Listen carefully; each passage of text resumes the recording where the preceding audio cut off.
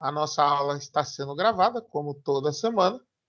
Ao final da aula, eu baixo esse vídeo, disponibilizo o link para vocês lá no Ava, e aí aqueles que porventura não puderam participar do nosso encontro ao vivo, a aula fica disponível para ele assistir quando ele conseguir. Tudo bem? Vamos começar agora, quer ver? Pergunta, estão enxergando minha tela já? Sim. Bom. Então, a partir de agora, nós vamos estudar sobre a psicologia do trânsito, que é a área que estuda o comportamento das pessoas no trânsito. Então, vamos lá. Paula, já que você está com o seu áudio aberto, comece a leitura para a gente, por favor. A psicologia do trânsito investiga os processos externos e internos e o fenômeno conscientes e inconscientes que provocam, alteram e ocorrem quando as pessoas estão no trânsito. Então, vamos entender uma coisa. Esses fenômenos, né, que eles falam que são conscientes e inconscientes, que provocam e alteram o quê? O comportamento da pessoa. Eu faço a primeira pergunta a vocês. Vocês já andaram com pessoas no carro que, fora do carro, ela é uma pessoa completamente diferente e quando ela está dirigindo, ela se torna uma pessoa irreconhecível? Alguém já passou por essa experiência? Sim ou não? Não, eu não. Por exemplo, eu conheço uma pessoa que é extremamente ríspida, nervosa, mas quando entra no carro, ele é de uma calma, de uma tranquilidade, não reflete aquele comportamento que ele tem fora do veículo. Ou aquela pessoa extremamente calma, serena, tranquila, mas quando entra dentro do carro, ela se transforma numa pessoa irreconhecível e começa a ter atitudes que não condiz com aquilo que você conhece dela fora do carro. Ou seja, ela se torna uma pessoa perigosa no volante, que coloca a vida e a integridade dos outros em risco por conta do comportamento. Alguém já conheceu uma pessoa assim? Uhum. Sim, Carlinha? Sim. Quer dividir com a gente como é que foi? Então, eu mesma não estava dentro do veículo, do carro, né? Certo? Mas eu ouço alguns depoimentos, na verdade. Isso é terrível, porque você não espera. Porque você cria um laço de confiança com a pessoa, ela se mostra uma pessoa tranquila, calma, e isso te passa uma segurança de modo que você fala, eu vou te dar uma carona, vamos comigo. Uhum. Verdade. Viagem de amigos, por exemplo. Vamos viajar todo mundo. Aí aquela pessoa vira e fala, quer ir comigo? E aí você olha para ela e fala, poxa vida, é uma pessoa tranquila, né? Sempre se mostrou calma, segura, centrada.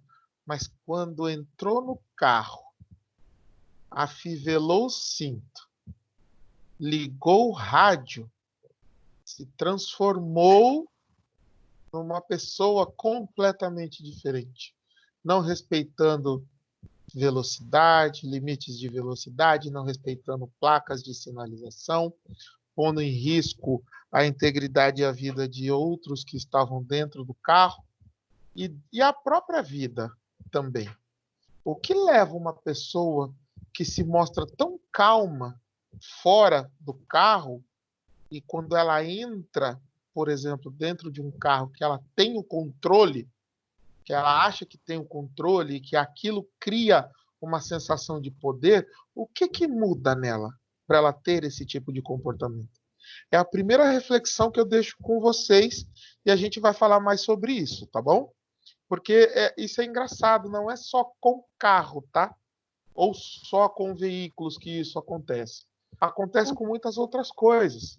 Por quê? Por exemplo, aquelas pessoas que são muito quietas, reservadas, na delas, e aí, e isso no convívio social, você percebe que ela sempre foi uma pessoa reservada, nunca foi de falar muita coisa, estava sempre na dela, falava com 2 ou 3. Mas aí você percebe, você vai numa festa, numa confraternização, encontra aquela pessoa, e aquela pessoa achou a chave do cadeado da língua dela. Que seria o quê? Um copo de uma bebida alcoólica qualquer. E aí essa pessoa se transforma.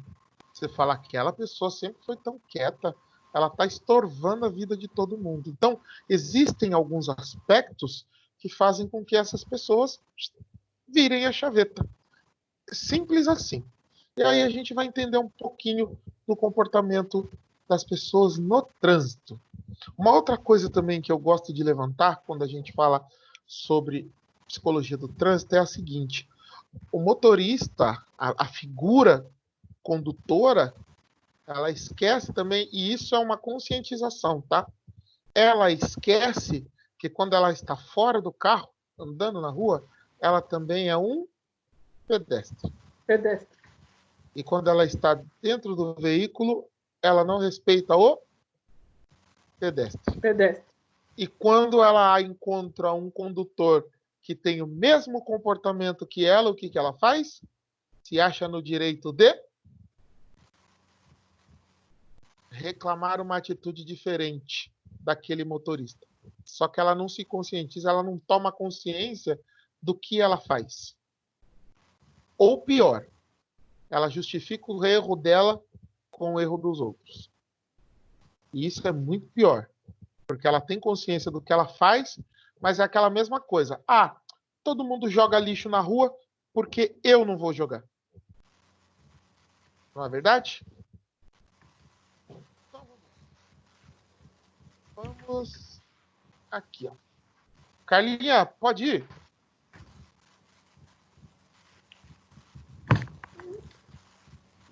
Apesar de ser uma área que abrange todos os envolvidos em todos os sistemas de transporte, a atuação do psicólogo do trânsito tem se restringido ao comportamento dos caminhantes das rodovias e das redes viárias urbanas, compreendendo como as pessoas se movimentam. Então, percebam, o estudo do psicólogo não se restringe somente ao comportamento em si, mas o porquê daquelas movimentações. Peraí, por que escolher as praias? Olha só.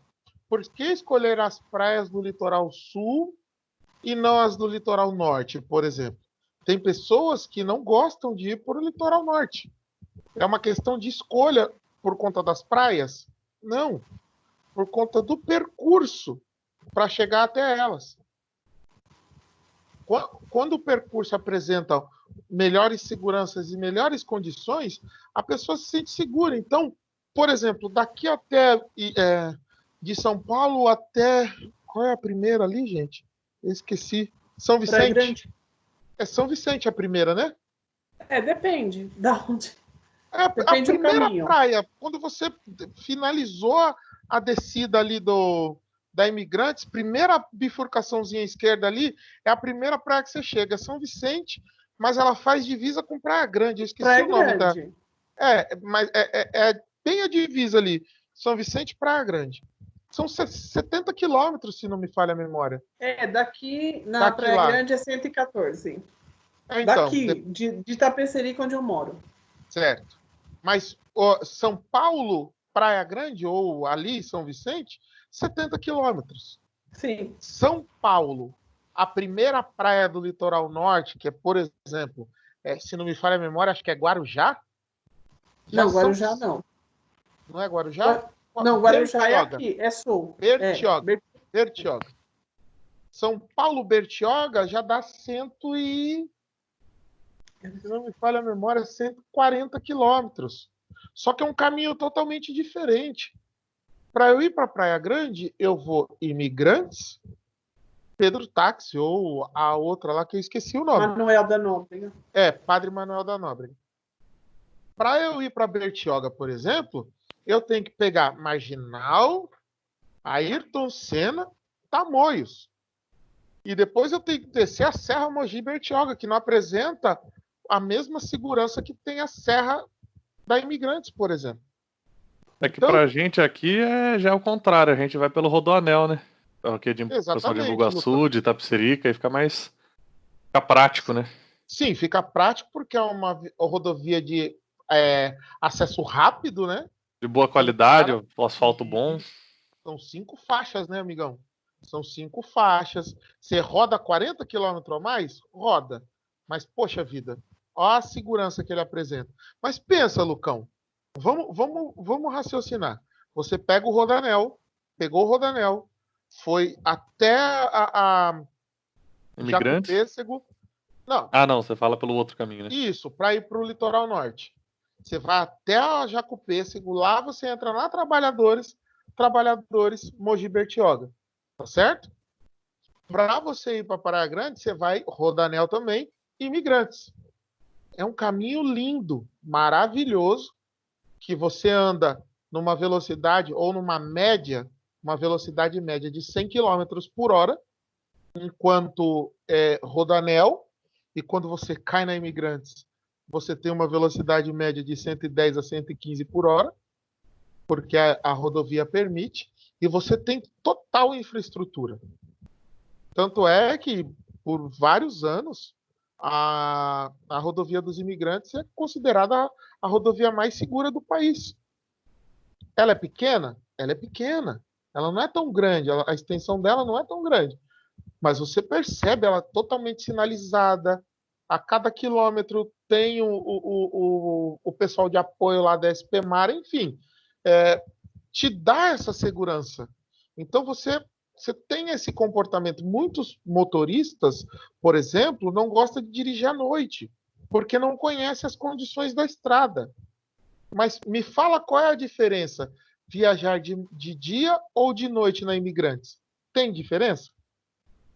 A única diferença que eu percebo ao dirigir de dia ou de noite na Imigrantes, e que hoje não é mais uma diferença, é o uso do farol. Porque hoje também eu uso ele de dia. Porque ela me proporciona a mesma segurança, ou a mesma sensação de segurança. Percebem a questão do comportamento? Então, se você não conhece uma estrada, você vai preferir dirigir de dia ou de noite nela? Então são essas de dia, né? Entendeu? Então são essas coisas que a gente precisa levar em consideração. Tá certo? E é isso que a gente estuda dentro deste contexto. Também, uma das coisas. Tá certo? Lucão, vai nessa. A psicologia do trânsito no processo para a aquisição da CNH. Podemos definir 2 marcos importantes para a psicologia do trânsito no processo de aquisição da CNH. Primeiro, elaboração do primeiro. Código Nacional do Trânsito, em 1941, que estabeleceu os exames médico e psicológico para obtenção da habilitação, tornando possível determinar as diretrizes para a psicologia do trânsito. Elaboração do segundo. Código Nacional de Trânsito, em 1966, que regulamentou a criação do DETRAN nos estados e tornou obrigatórios, dentro de sua estrutura, os serviços psicotécnicos. Então vamos lá. Antes de falar dessas 2 elaborações, eu tenho que voltar um pouquinho mais para trás, lá em 1900. Em 1900, quando nós trocamos, um pouquinho depois da Revolução Industrial, quando nós trocamos as ferrovias e as carroças por veículos automotores, nós já tínhamos um psicólogo que já se preocupava com essas questões. Porque é uma mudança de comportamento, é uma mudança de conduta, é uma mudança de costume. Porque até então, eu andava do quê? Qual era o único veículo que era movimentado, que tinha movimentação motora? As ferrovias. Eram os vagões, as locomotivas. Eram movidas a vapor. E era um motor que se movimentava a vapor, mas aí, a partir de 1900, eu comecei a ter os primeiros veículos automotores.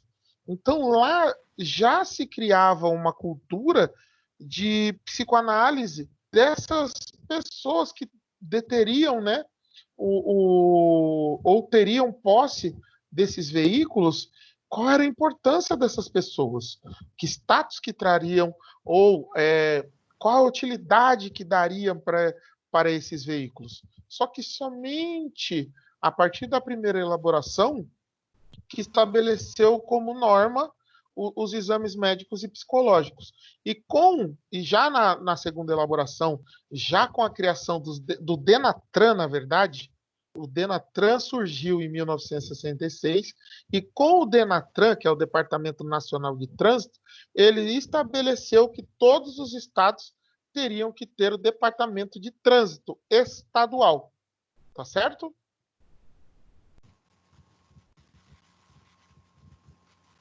Finaliza aí, Lucão. Por gentileza.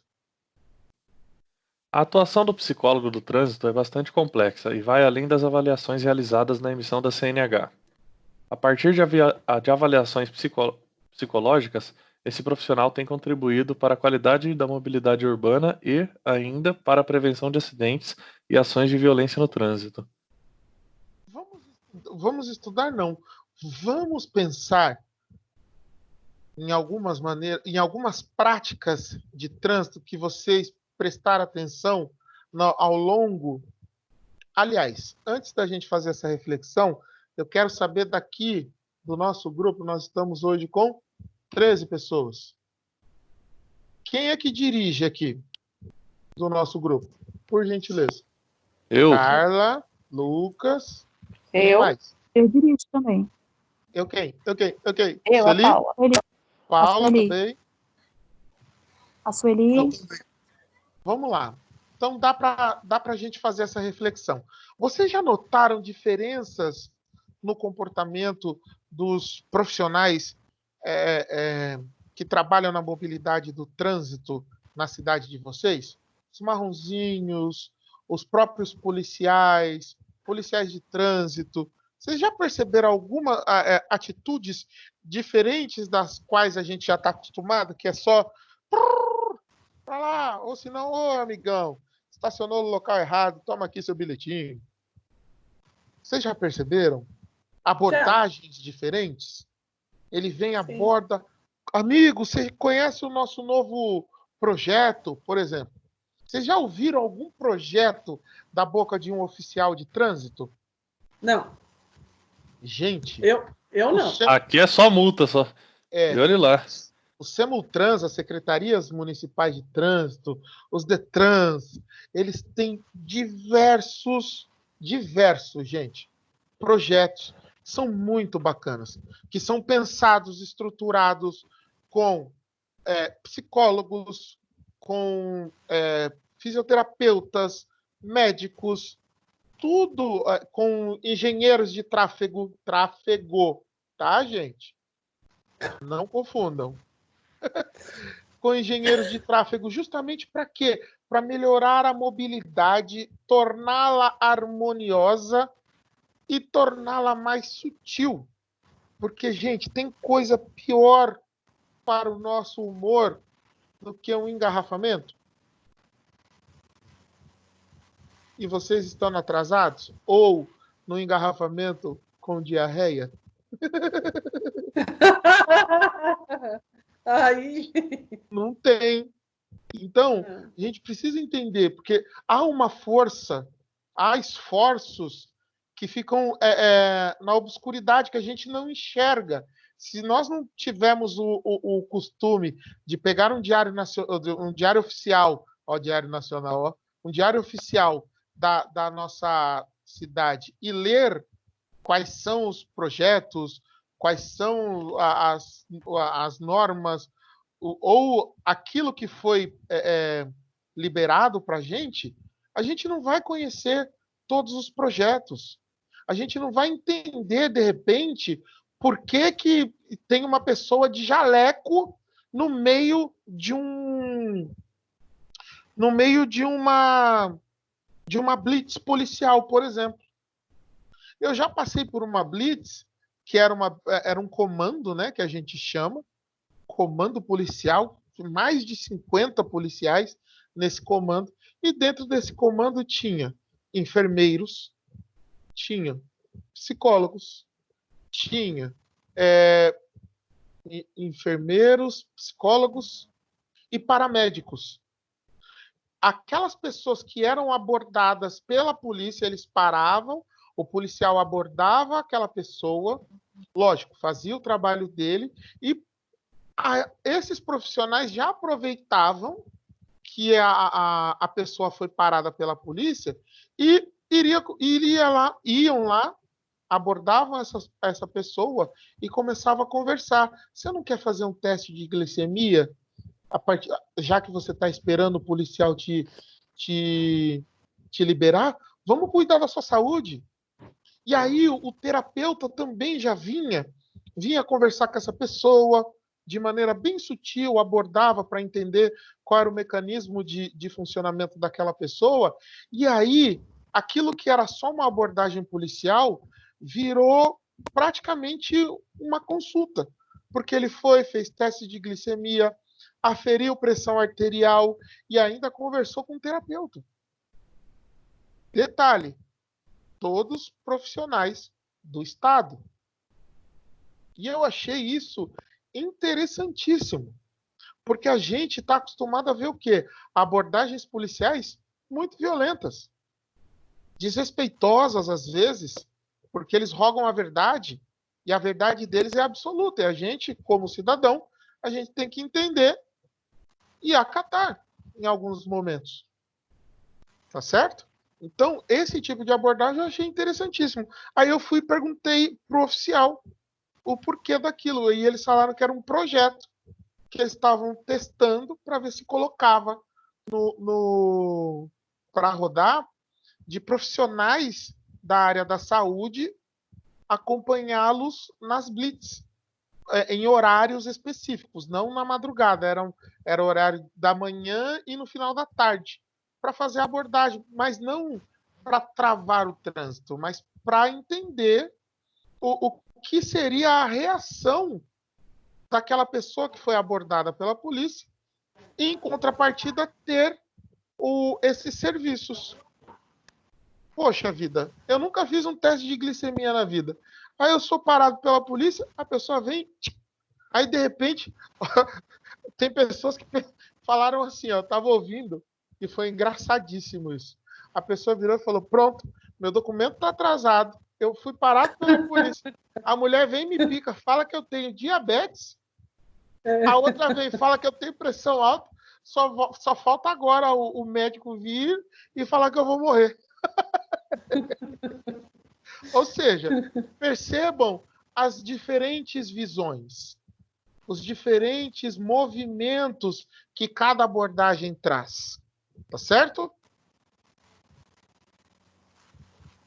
Vamos lá. O que eu fiz aqui? Eu não sei o que eu fiz aqui. Peraí. Eu pulei, foi tudo aqui. Fui lá pro finalzinho. Você leu isso aqui, né, Carlinha? Das ações de violência no trânsito. Ou foi o Lucas? Não fui eu, não. Foi o Lucas. Foi o Lucas, né? Foi essa daí mesmo, professor. A gente tem que vir para cá, então. Deixa eu ver quem está aqui para nos auxiliar agora. Deixa eu ver. Claudina! Tá quietinha aí, né, Claudina? Boa noite. Tudo bem? Bem, graças a Deus. É o que importa. Lê pra gente, por favor. Leio. As avaliações psicológicas no contexto do trânsito. A avaliação psicológica é um processo técnico-científico que pode ser utilizado individual ou coletivamente. Para a área do trânsito, segundo o Conselho Federal de Psicologia, temos os seguintes objetivos a serem avaliados: inteligência geral, capacidade de perceber, prever e decidir, verificar habilidades psicomotoras, equilíbrio emocional, sociabilidade, controle de agressividade, tolerância, frustrações, personalidade. Aqueles escreveram errado, é frustrações, tá? Esqueceram só o E aqui. Para variar um pouquinho, né? Então vamos lá, gente. Percebam, inteligência geral é inteligência de uma maneira geral mesmo, porque eu vou usar, eu preciso usar a minha inteligência para eu entender, para eu fazer cálculo. E quando eu falo cálculo, tá, gente? Não é continha. O cálculo que eu falo aqui, que eu me refiro, é aquele cálculo que é feito em milésimos de segundos. Eu olho assim, olho para a ponta do meu carro e vejo aquele espaço. Eu passo ali, passo. Então eu vou embora e sigo. Capacidade de perceber, prever e reagir, visão periférica, capacidade de reação, reflexo, verificar as habilidades psicomotoras, ou seja, o meu reflexo eu vou reagir de que maneira? Eu vou conseguir ter habilidade suficiente para reagir a uma situação extrema? Equilíbrio emocional, vou ter calma se eu tiver à beira de um acidente? Eu vou ter sociabilidade, uma pessoa me xinga, eu vou responder à altura? Que maneira que eu vou responder? Eu vou ser agressivo com ela? Eu vou ser tolerante no trânsito? Eu vou conseguir mensurar e gerenciar as minhas frustrações? E qual vai ser o meu perfil de digeribilidade? Que tá atrelado muito à personalidade. Hoje, gente, eu como qualquer outro adolescente que aprendeu a dirigir ainda quando era bem moleque, eu tinha uma visão totalmente diferente daquilo que era dirigir. Eu era aqueles meninos, presta atenção, gente. Eu, com 14 anos de idade, já tinha quase essa altura toda. Andava com o banco lá embaixo, parecia que eu estava deitado no carro. Eu andava para cima e para baixo. E eu não tinha a menor noção, eu não tinha o menor senso de responsabilidade. Mas por quê? Porque até então, ao meu ver, dirigir era um status, era uma realização pessoal. Quando eu tomei consciência que dirigir não é para você, é para os outros, a postura mudou completamente. Eu passei a enxergar que você está, ou você é responsável a partir do momento que você está no comando ou na direção do veículo, ou qualquer que seja o veículo, você está responsável pela sua e a de outras vidas que porventura estejam dentro do veículo que você está dirigindo, que você está comandando. Então percebam, é uma mudança de pensamento que faz toda a diferença no comportamento do trânsito. Tá certo? Deixa eu ver agora quem é que vai. Nossa, eu ia pedir para a Érica foi embora. Tá nada, bicho. Conceição, tá vendo bem aí, Com? Oi, boa noite. Tá enxergando bem? Então manda bala. Então manda bala. Sabia que ele ia me chamar. Tá bom. O comportamento humano no trânsito. Para o indivíduo ser capaz de dirigir, ele necessita de habilidades motoras e habilidades emocionais, uma vez que adapta suas emoções em situações do trânsito, se faz necessário, a fim de evitar situações de riscos.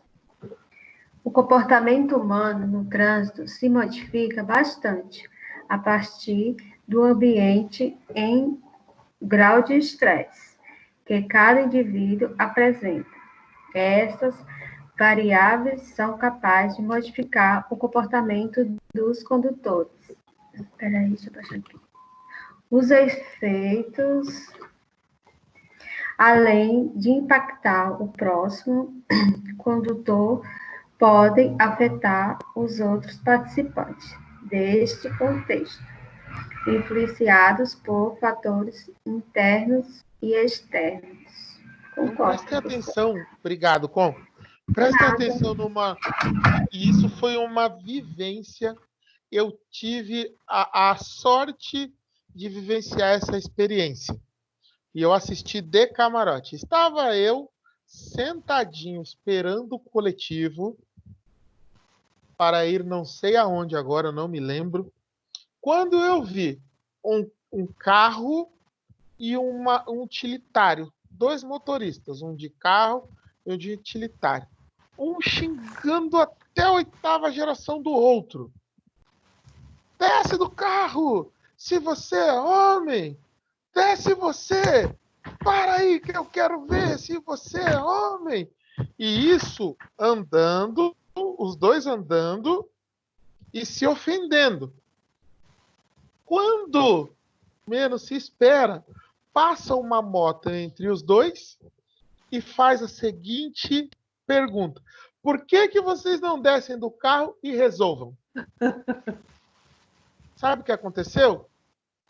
Cada um Foi seguiu embora. para o seu rumo e foi embora. Simples assim.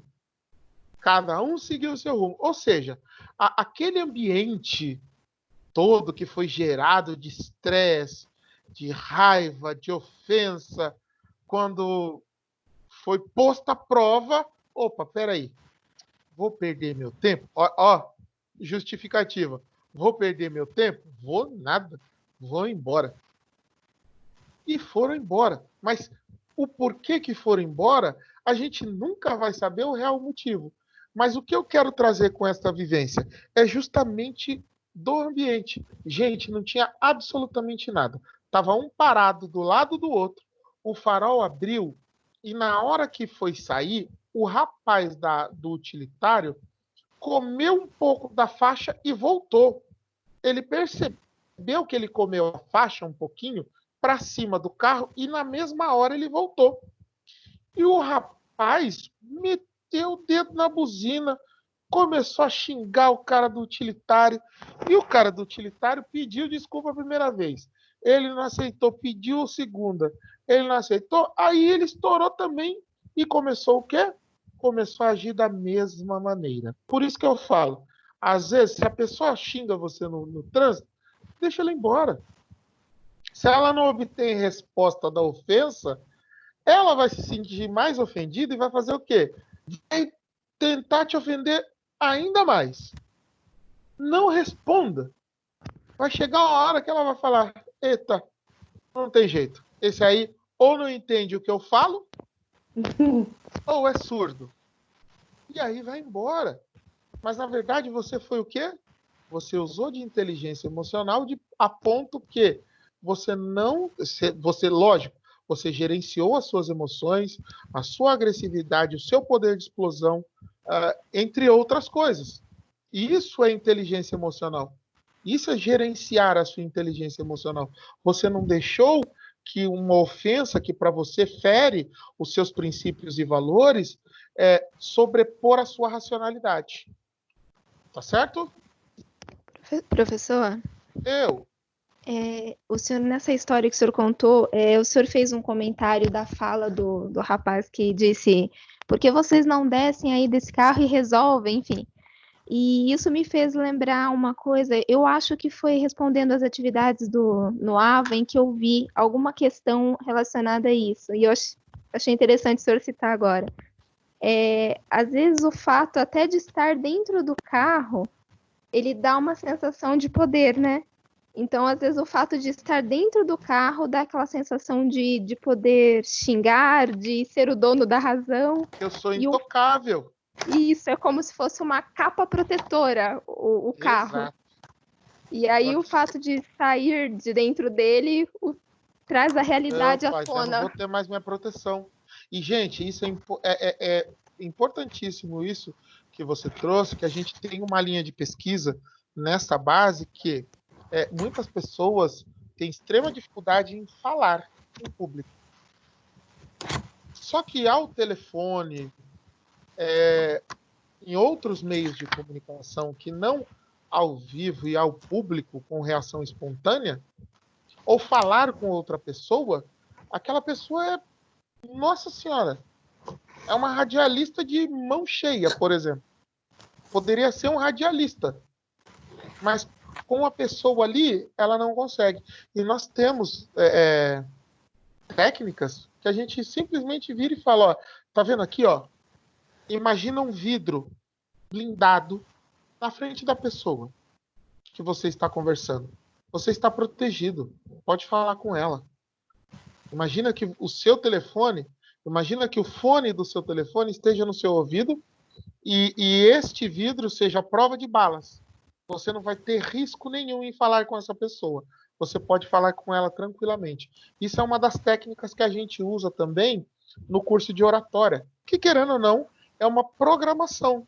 A gente reprograma, é um dos mindsets que a gente reprograma na pessoa, porque existem pessoas que são assim. Ao vivo, no contato social ali, ela não tem o menor traquejo social. Mas por quê? Porque ela é extremamente vulnerável a esse tipo de contato. Ela simplesmente trava. Trava. Simples assim. Por quê? Por conta da inibição. Então, Claudina, é basicamente isso. A pessoa se sente protegida. Ela se sente... principalmente se ela se sentir encapsulada, nossa, aí ela vai virar o rei. Ela vira o rei. Tá certo? Certo. Vamos aqui, ó. Hoje a nossa aula tá bem tranquila e tá fluindo rapidinho. Ô, Josi. Tudo bem, Josi? Oi, Tudo bem com você? tudo? Lê o finalzinho pra gente, por favor. Sim. Para finalizarmos, ressaltamos que o Código de Trânsito Brasileiro traz orientações importantes para fomentar discussões a fim de humanizar o trânsito. Além disso, ele aponta diferentes áreas e possibilidades de intervenção do psicólogo que se dedica à psicologia do trânsito. Eu vou falar algumas para vocês, tá? Neste processo, o psicólogo ele tem uma função muito importante dentro do trânsito, tá certo? Não só a carteira profissional, a carteira nacional de habilitação, tá certo? Ele também pode incluir processos de atenção, de detecção, de diferenciação e de percepção, a tomada e o processo de aprendizagem e o conhecimento de normas e de símbolos, a movimentação, a tomada de decisão, bem como uma série de automatismos perceptomotores, de manobras rápidas e uma capacidade de reagir prontamente ao feedback, a previsão de situações em curvas, em cruzamentos, em uma lombada, e também uma série de atitudes em relação aos outros usuários, aos inspetores, às normas de segurança, aos limites de velocidade, e por aí vai. Percebam que o campo é vasto, mas a nossa visão é restrita acerca da responsabilidade do psicoterapeuta no que diz respeito à linha de trânsito. Entenderam, gente? Sim ou não? Sim. Sim. Boa noite, professor. Cheguei atrasado, mas cheguei. Chegou chegando, né, Chicão? Cheguei daquele jeito. Só não pode chegar com os dois pés no peito, senão derruba. Não, aí não, professor. Aí é agressão, pô. Gente, vamos lá. Agora é a hora do nosso bate-papo e da nossa reflexão. Dúvidas até aí em relação à psicologia do trânsito? Ela é bem tranquilinha, gente. A gente só precisa entender as políticas, né, que regem essa questão. Para vocês terem noção, uma outra curiosidade que eu vou trazer a vocês é que hoje já não é mais obrigatório para os motoristas amadores o exame psicotécnico.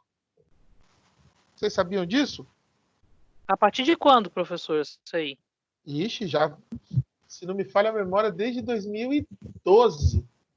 Quem não exerce atividade remunerada não tem a obrigatoriedade de fazer o exame psicotécnico.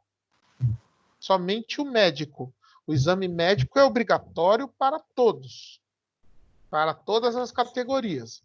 Agora, se a pessoa tem a habilitação profissional, além do... desculpa. Se a pessoa não exerce atividade remunerada, ela não tem a obrigação de fazer o exame psicotécnico. Só que aí vai vir atrás da habilitação dela que ela não fez o exame, e aí vai... desculpa, não vai vir que ela não fez o exame. Vai vir escrito que ela não pode exercer atividade remunerada. Ou seja, se a pessoa quer ser motorista, quer fazer da sua habilitação um instrumento de trabalho, ela tem a obrigação de fazer o exame psicotécnico. E hoje Professor. em dia... Oi, fala, Jôs. Então, eu acabei de tirar minha habilitação e eu fiz o exame psicotécnico. Mas você fez por quê? Qual é a sua habilitação? B? Não, é carro mesmo, B. É a primeira? É, sim, é a primeira. Então, se é a primeira, tem que fazer. Na renovação, você não precisa mais. Ah, tá. Por isso que eu perguntei, porque eu fiz. A primeira habilitação, você faz o exame médico e psicotécnico. Porque é a primeira.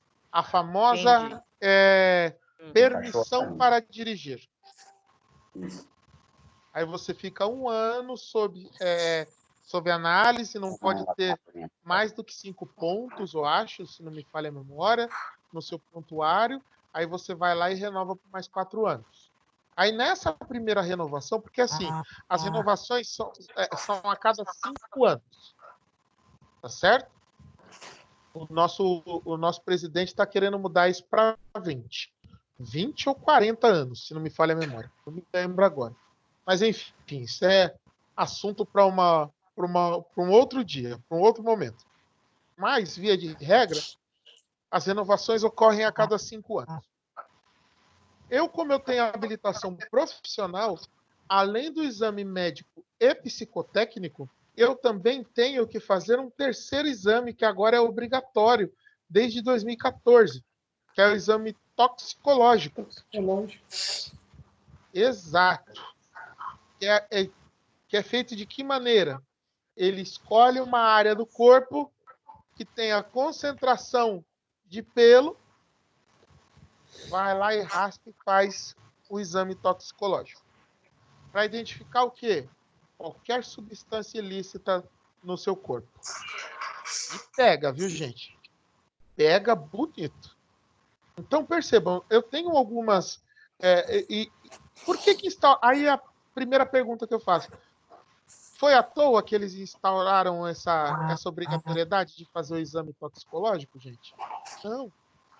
Eles perceberam que uma vez que o profissional que faz uso de droga ou de substâncias ilícitas para ficar 36, 40 horas, 48 horas acordado dirigindo, chega uma hora que ele começa a perder toda a capacidade dele, capacidade motora, capacidade cognitiva, capacidade de raciocínio.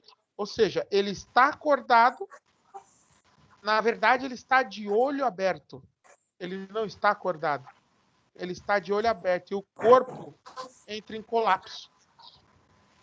Então, percebam o perigo que isso é. E, gente, querendo ou não, não sei se vocês já ouviram, se vocês têm história de caminhoneiros na família, vocês podem perguntar para eles. Pode perguntar, quais foram os maiores acidentes que você já viu? A pessoa dormiu no volante porque estava 3 dias sem dormir. Aí passou o efeito do... Como é o nome do mais famoso lá? O Rebite. Rebite, isso. Inobete. Passou o efeito do rebite. Ou a pessoa, e hoje é uma realidade muito cruel, a pessoa faz uso de cocaína, porque a cocaína inibe o sono. Só que, gente, passou o efeito da cocaína, a pessoa cai na hora. É igual rebite. Então, perceba, eu vou usar daqui lá. Eu ouvi um relato, tinha uma família de caminhoneiros do lado da casa da minha avó. E eles puxavam grãos não sei se era Aragão ou se era Açaí, não me lembro agora. Que eles puxavam. São Paulo é o nome da cidade lá? São Paulo, Belém. Eles saíam daqui de São Paulo e ia a Belém. Até Belém. Pai e filho. O pai saía na segunda de manhã, chegava lá na sexta-feira à tarde. Por quê?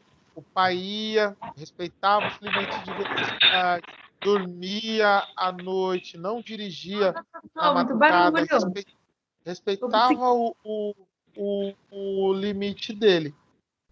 O filho saía na quarta-feira de manhã e chegava no mesmo horário que o pai. Percebam, o pai saía na segunda de manhã, o filho saía só na quarta, 48 horas depois. E ainda chegava no mesmo horário que o pai. O que o filho fazia de diferente do pai?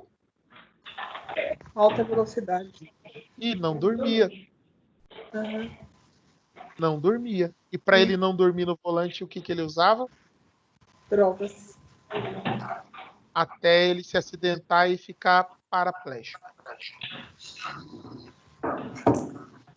É um risco que se corre. Então percebam, gente, algumas ações que a gente vê por aí em relação ao trânsito é justamente para salvaguardar a nossa integridade emocional e física. Tá certo? Ok, professor. Perguntas? Viu, professor? Fala, Fran. Geralmente o rebite é remédio para emagrecer, né? Um dos que eu já vi os caras tomar é Inobese. Eu não sei nem o que é isso. É um remédio para emagrecer. Então ele tira o sono, né? Sabutramina também. Qual? Hã? Sabutramina. Aí, tá vendo? O Sabutramina eu já ouvi falar, que é inibidor de apetite e ele acelera o metabolismo, você fica ligado o tempo todo. Sim, eu sei porque meu pai era caminhoneiro. Ave Maria.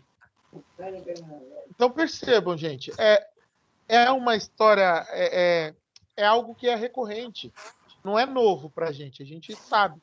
Então, percebam que as ações são morosas, mas elas chegam. Elas são instauradas, elas são executadas, elas são efetivadas. Então a gente precisa entender, não foi à toa, não surgiu do nada. Vamos colocar um exame toxicológico ali, que é só para ter mais o motorista ter mais um gasto com a gente. Não. É uma obrigatoriedade. Ele precisa... Tudo bem. Mas professor, vamos lá. Se é para manter, a pessoa vai saber, ela vai ficar 6 meses sem usar isso, por exemplo. Que é uma vez só que ela vai precisar fazer a cada 5 anos. Mas só dela ter a consciência de que ela precisa fazer. E outra, os códigos de trânsito mudam constantemente.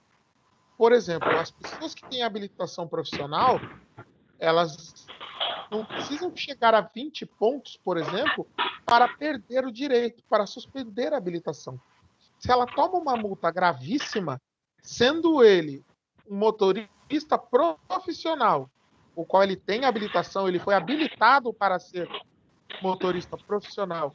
Se ele toma uma multa gravíssima, ele tem o direito de habilitação suspenso.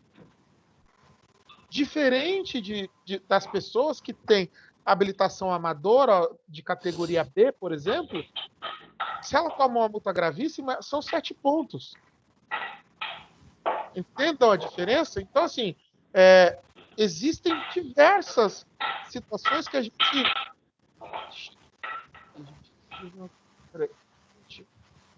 Existem diversas movimentações que a gente precisa entender como é que funciona para a gente entender o contexto geral.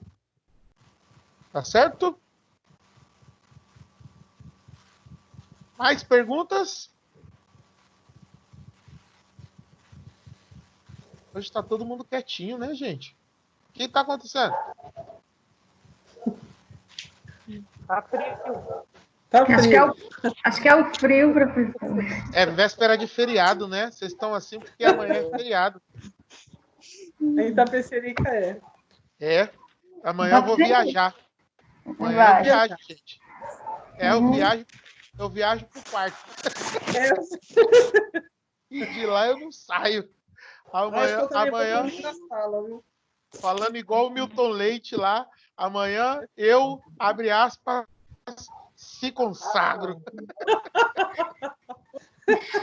Quero nem saber de nada, vou desligar tudo. Quero saber. Gente, Saber de aluno, nada, né? não, aluno me ligar amanhã, eu falo, não me liga não. Saber de Vamos lá. aluno, nada. Professor, falando em psicologia de trânsito, eu gostaria de saber, assim, dá para me ouvir? Lógico, Alô? alto e bom som. Alô, tudo bem? Tudo. Eu queria saber, assim, como que a personalidade da pessoa influencia, né? Porque, assim, existe muitos acidentes e também brigas de trânsito devido ao estresse. E, assim, pessoas que são mais de boas, assim, conseguem lidar melhor com algumas situações e outras com pavio curto, outras devido ao estresse, tudo isso influencia. Uma ocasião, achei muito interessante, eu fui atravessar a rua e quando eu fui atravessar na faixa, um motorista muito simpático, né? Eu nem estava atravessando ainda, estava esperando, aguardando, né? Para poder atravessar, ele parou. E nisso que ele parou, eu fiquei olhando do outro lado, né? E vi que o outro carro estava bem longe. Daí então comecei a travessia, né? E nisso que eu comecei a atravessar, o outro estava com uma velocidade, né? E na hora que eu estava atravessando na faixa dele, ele não parou, ele veio para cima de mim e ainda olhou feio, só faltou me xingar. Aí eu comecei a olhar, olhei assim para ele, né? E a pessoa que estava do lado dele ainda teve a pachorra de abaixar o vidro e me xingou, porque eu estava atravessando uma rua da faixa.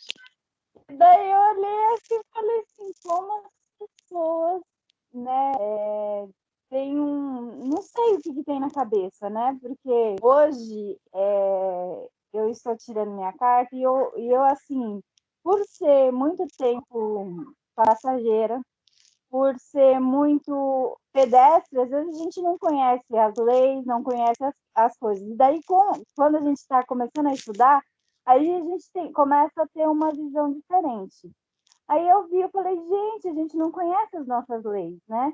Aí eu olhei para ela assim e não deu tempo de falar, né? Falar, querida, você está queridos, vocês estão completamente errados, né? É penalidade máxima, né? Não respeitar a faixa.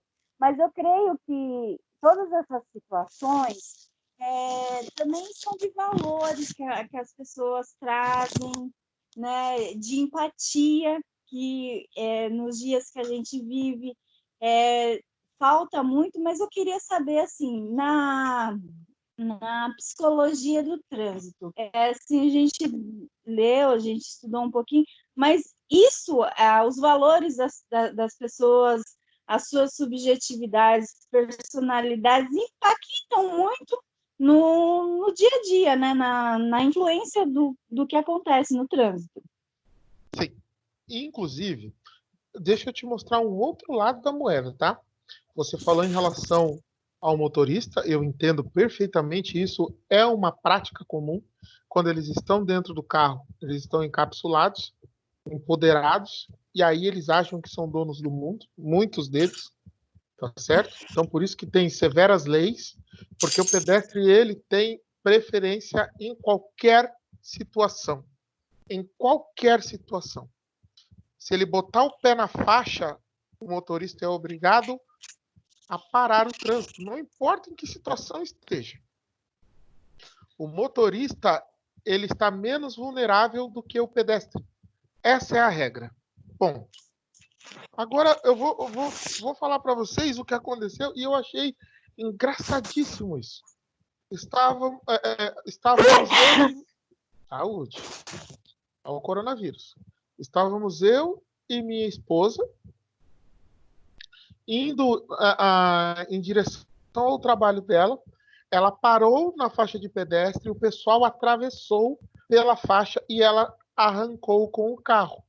No que ela arrancou com o carro, arrancar, gente, é andar com o carro, de primeira. Ela engatou primeira e saiu com o carro. No que ela saiu, 10 metros à frente, tinha uma lombada. Lombada, obstáculo.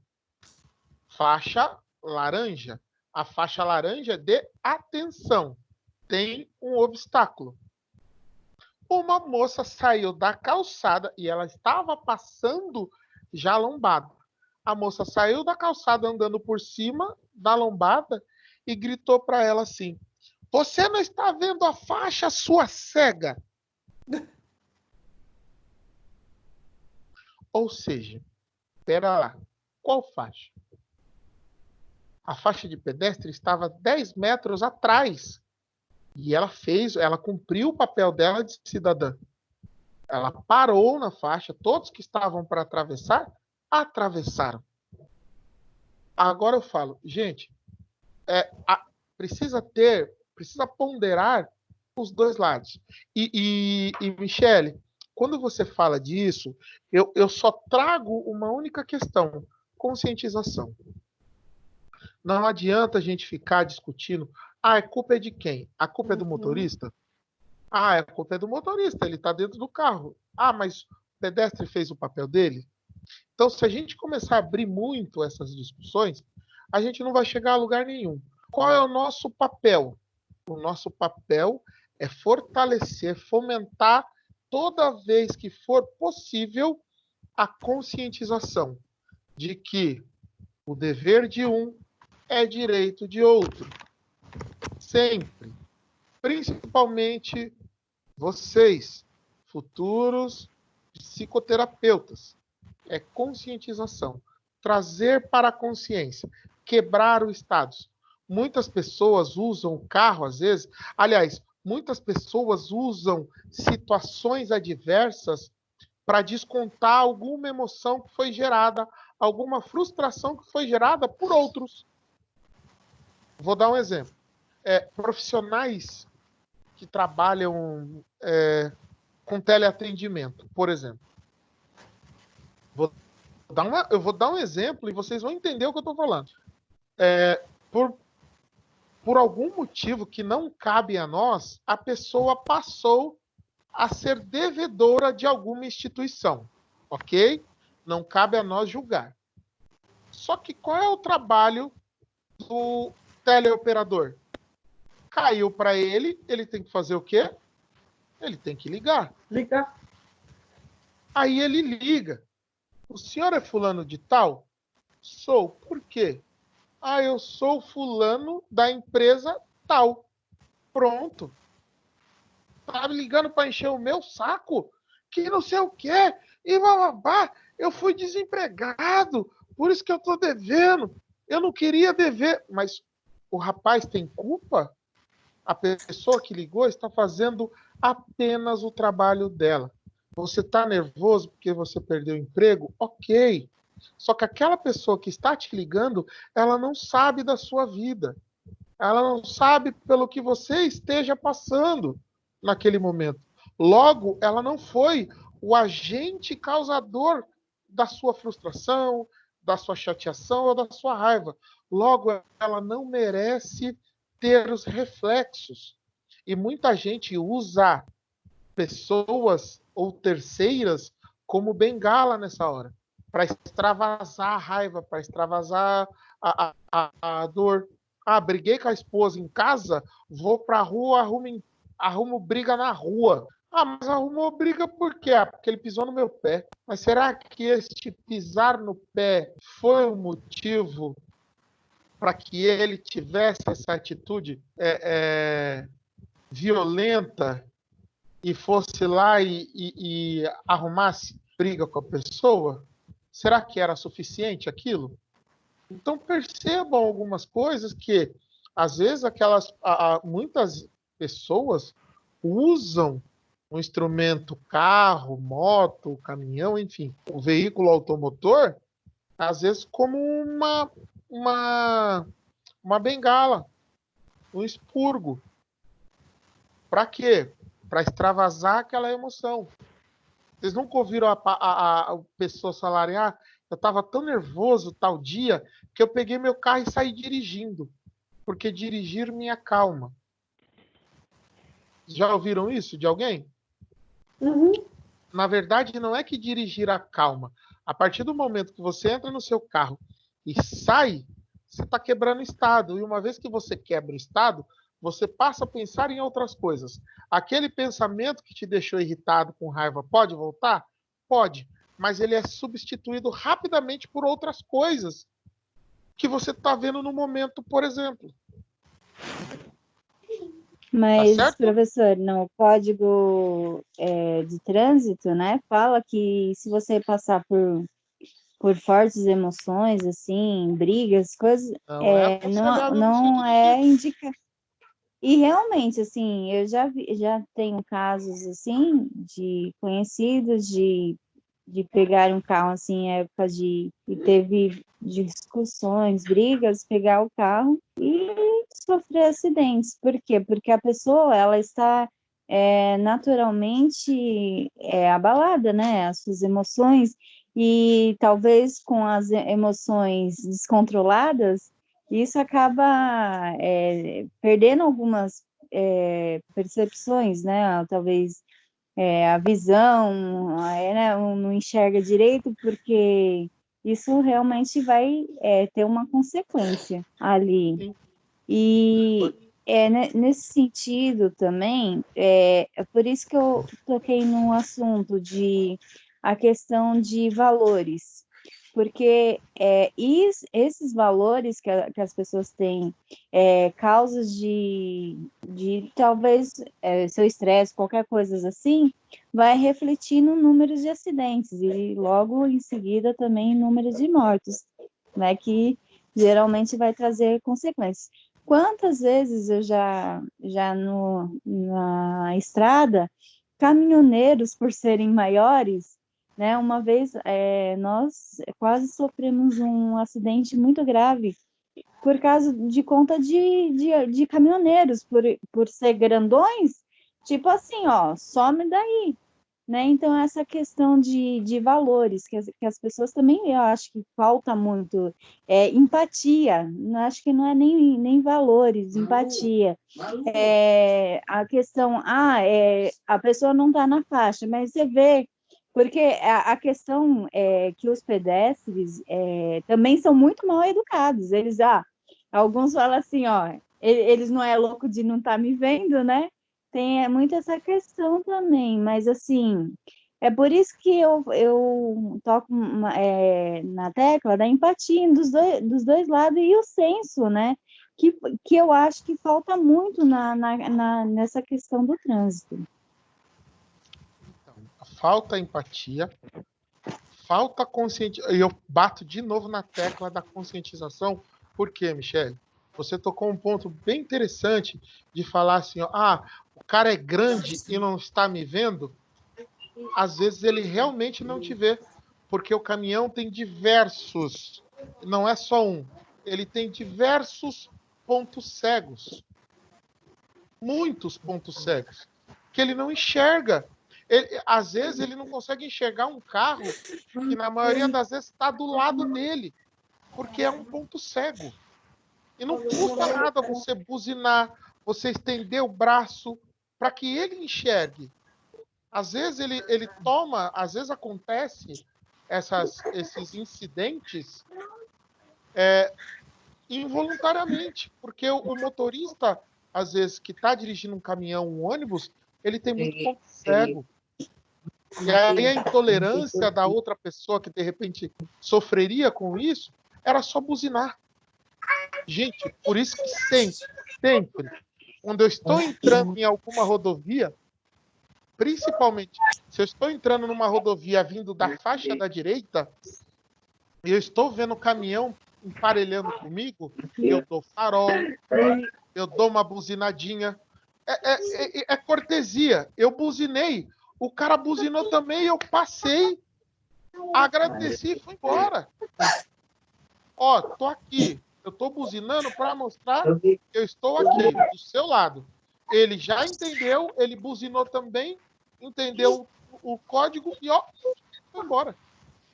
Entendeu, Michele? Às vezes, se você tem que partir de alguém. A atitude inteligente tem que partir de uma das partes. E realmente, gente, aquele ditado que o nosso avô falou para o nosso bisavô, que falou para o nosso trisavô, que falou para o nosso tataravô, é válido. Quando um não quer, dois não brigam. Então, se partir a atitude inteligente de um, o outro não vai dar sequência às atitudes hostis. Ou sei lá, se a pessoa for, tiver um nível de psicopatia acima daquilo que a gente já espera. Certo? Sim. Mais alguma coisa, gente? Não. Vamos falar de atividade para o final do semestre? Não. Vou dar uma atividade bem bacana para vocês. Atividade. A atividade que eu quero de vocês é em cima daquele livro Mindset que eu mandei para vocês. Tá vendo? Vocês não vão precisar nem pesquisar, nem ir atrás do material. Eu já forneci o material. O que vocês vão fazer com ele? Vocês vão ler o livro e vão me preparar uma resenha crítica sobre o livro. Tá certo? Mínimo de páginas. 3 laudas. O que são as laudas, gente? 3 linhas. O que são as laudas? Isso é uma lauda e isso é uma lauda. Se eu usar os dois lados, são quantas laudas? 2. 2. Então, no Professor. mínimo, 3 laudas. 1,5 folhas. Professor, achei que era só 3 linhas. Bom. Eu, hein? Fala a Josi ou a Com que me chamou? Não, é eu, a Josi. O que é mesmo para fazer? Porque começou a falhar, não entendi. Eu mandei no grupo de vocês um livro do Mindset. Sim. A mudança, o novo comportamento. Tá certo? Eu quero que vocês leiam esse livro para o final do semestre, tá? Uma semana antes da atividade avaliativa. Eu vou passar para vocês a data certa. E vocês vão me fazer, vocês leiam com atenção e depois da leitura vocês vão fazer uma resenha crítica do livro. Por quê? Porque depois, porque depois, se der tempo ainda, e se Deus quiser, vai dar, porque a gente está com a nossa atividade bem em dia, não bem adiantada, mas a gente está em dia, vai dar para a gente fazer um treinamento sobre mindset. E aí eu vou fazer esse treinamento com vocês. E esse treinamento dá para fazer, se nós estivermos em isolamento ainda, dá para fazer ao vivo, via videoaula. Tá certo? Ótimo, tá certo. Professor, uma pergunta. As atividades para ser copiada no caderno vai ter uma data específica para mandar? Ou manda conforme vai fazer? Antes também. Assim, ó.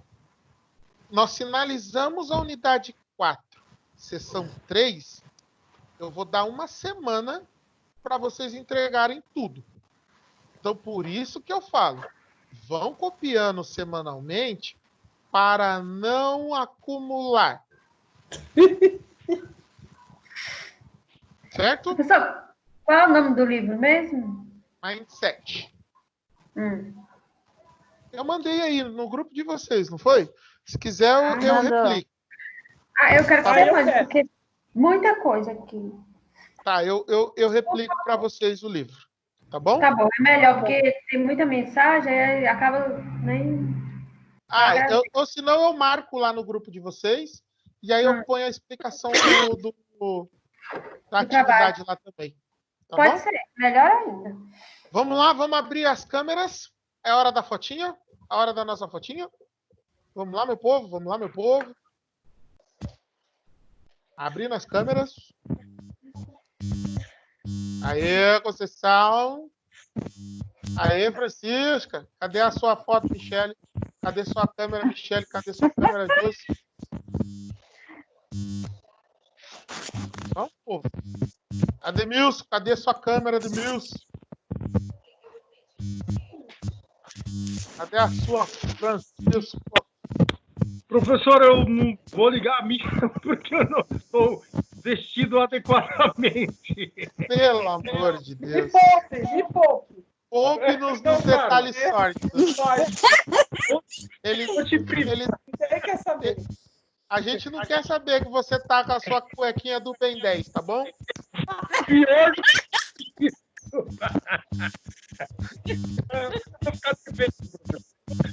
Vamos lá, gente. Sorrisão. Michele, libera a sua câmera aí. Logo, menina.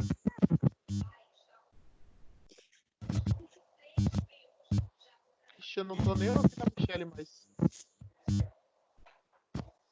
Vamos lá. Sorrisão, meu povo, que eu vou fazer o take. Aí. Pronto. Mais alguma dúvida, gente? Não. Podemos encerrar a nossa aula de hoje? Sim. Hoje o tema foi bem relax, né? Bom. Foi bem tranquilinho, graças a Deus. Gente, um beijo a todos. Excelente final de semana. Tchau, professor. Tá bom. Boa viagem. Eu vou viajar para o parque. Curtam o feriado de vocês e na semana que vem nos vemos. Aí você coloca lá o trabalho, tá? Colocarei. Tem muita gente também que não assistiu a aula.